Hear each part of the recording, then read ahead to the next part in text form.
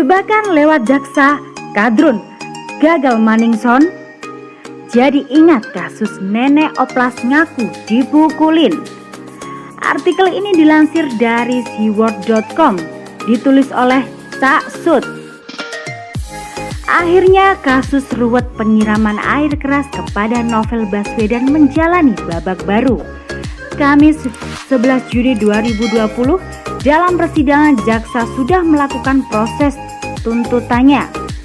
Seperti sudah kita prediksi bahwa kasus ini akan dibuat heboh dan kontroversial, akhirnya memang benar-benar terjadi.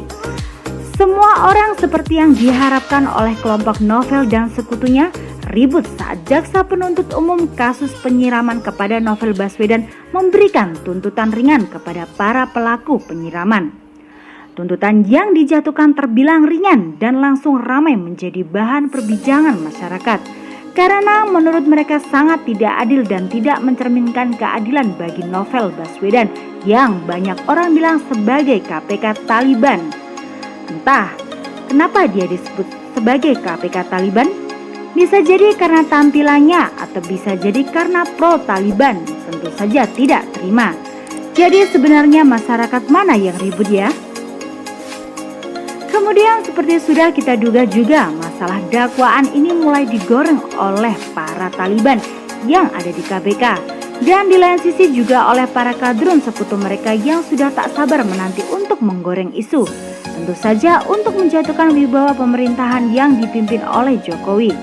Para kadrun mulai menyerang Jokowi termasuk YLBH yang sudah kita duga juga pasti ikut menggoreng kasus ini untuk ikut menjelekkan nama Jokowi. Padahal YLBHI selama ini bungkam saat Jokowi diserang secara membabi buta, baik oleh para politikus jahat maupun oleh media, baik mainstream maupun media abal-abal. Mana suaramu YLBHI? Jangan-jangan YLBHI isinya kadal gurun semua, pemuja Taliban, ISIS dan khilafah. Sehingga mereka bungkam saat melihat Jokowi diserang sana sini, bahkan difitnah PKI, Cina, antek asing. Kasus ini terus digoreng oleh para oposisi dan ternyata netizen cerdas telah belajar dari kasus Ratna Sarumpait. Ya, tentu saja kasus operasi plastik nenek tersebut yang telah menjadi kasus legend best of the best, kasus mahakarya penipuan. Bahkan sampai-sampai Prabowo Sandi melakukan konferensi pers di media elektronik untuk menjelekan pemerintah lewat kasus nenek genit ini. Untungnya Gusti Mboten Sare, aparat kepolisian bergerak dan akhirnya kedok kasus penipuan terbesar abad ini terbongkar juga. Harusnya para kadrun kehilangan muka, nyatanya muka mereka malah tambah tebal, gak ada malunya. Dalam kasus ringannya, tuntutan jaksa dalam hal ini terdakwa kasus penyiraman air keras kepada Novel Baswedan pun netizen juga tidak tinggal diam. Mereka mulai mengkorek dan mencari tahu siapa jaksa tersebut. Ternyata jaksa tersebut bernama Fredrik Adhar. Dan rekam jejak digital jaksa ini sudah kuduga berbau kadrun. Bahkan jaksa ini merupakan anggota jaksa penuntut umum kasus yang menimpa Basuki Cahayapurnama alias Ahok. Bahkan rekam jejak jaksa ini juga sebagai pemuja 212. Jadi dari sini bisa saja kita simpulkan bahwa memang sudah diatur bahwa tuntutan akan seringan-ringannya, sehingga publik langsung bisa digiring bahwa ini diakibatkan lemahnya penegakan hukum di bawah pemerintahan Jokowi. Bahkan si Novel sendiri langsung membuat tweetan di akun Twitternya.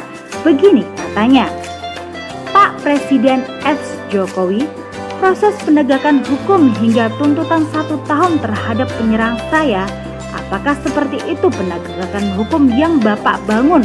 Atau ini ada rekayasa atau masalah di balik proses itu? Sebaiknya Bapak merespon agar ini jelas. Hahaha, ngakak bukan? Padahal dalam kasus BTP alias Ahok, tidak pernah Ahok teriak-teriak seperti itu. Kita sendiri tahu bahwa Ahok sebenarnya tidak bersalah. Bagi yang masih ngotot Ahok bersalah, silahkan nonton lagi videonya berulang-ulang. Di mana ada Ahok menyebut sebuah ayat? Tidak ada. Di dalam video Ahok hanya mengingatkan bahwa ada manusia yang tega menggunakan ayat untuk meraih posisi. Salahnya di mana? Dalam hal ini kita bisa melihat bahwa apa yang dilakukan oleh para Taliban dan kadal gurun bisa jadi merupakan jebakan agar Pak Jokowi bertindak, dan bila Jokowi bertindak maka mereka akan kembali teriak-teriak bahwa Jokowi salah karena sudah melakukan intervensi hukum. Jelas bukan? Ini merupakan permainan mereka para pendukung ideologi gurun.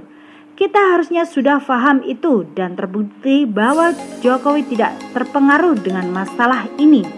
Biarkan saja mereka dengan rencana busuknya. Jokowi dan kita para pendukungnya harus lebih cerdas dan tidak terpengaruh oleh gaya permainan licik mereka. Well, salam Indonesia 1.